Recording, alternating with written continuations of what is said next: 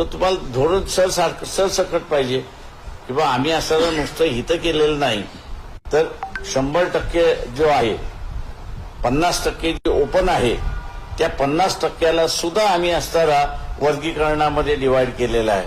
त्याच्यामुळे कोणाचाच विरोध राहणार नाही. हा मुद्दा सामाजिक पेक्षा राजकीय केले जास्त आहे वाटतं आपल्याला.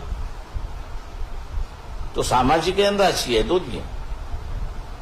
राजकारण समोर ठेवून त्यांनी हा मुद्दा पुढे आणलेला घालत नाही. मी म्हणालो राजकीय सुद्धा आहे आणि तो सामाजिक पण आहे.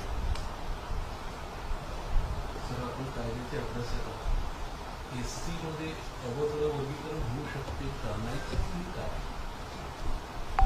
मी मागेही म्हणालो होतो की गवईंनी दिलेला निर्णय पूर्णपणे, गवई आणि चंद्रचूडने दिलेला निर्णय पूर्णपणे बेकायदेशीर आहे. वर्गीकरण करायचं की न करायचं हा अधिकार पूर्णपणे पार्लमेंटला आहे.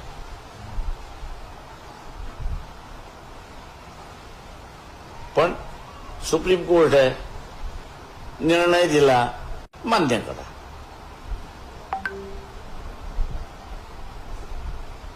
आता मान्य करत असताना लोक समोर आले, काही जण म्हणाले आम्ही वर्गीकरणाच्या बाजूने आहोत, काही जण म्हणाले की आम्ही वर्गीकरणाच्या विरोध. तर तुम्हाला धोरण सरसकट पाहिजे किंवा आम्ही असं नुसतं हित केलेलं नाही, तर 100% जो आहे 50% जे ओपन आहे त्या 50%ला सुद्धा आम्ही असताना वर्गीकरणामध्ये डिवाइड केलेला आहे. त्याच्यामुळे कोणाचाच विरोध राहणार नाही. हा मुद्दा सामाजिक पेक्षा राजकीय केले जास्त आहे वाटतं आपल्याला. तो सामाजिक आहे आणि राजकीय आहे, दोन्ही आहे. राजकारण समोर ठेवून त्यांनी हा मुद्दा पुढे आणलेला घालत नाही.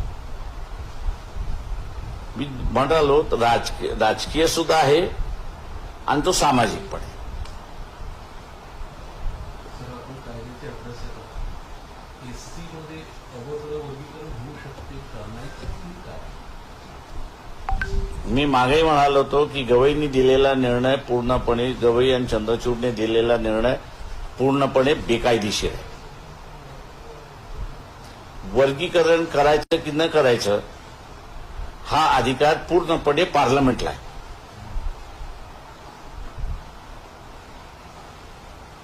पण सुप्रीम कोर्ट आहे, निर्णय दिला, मान्य करा.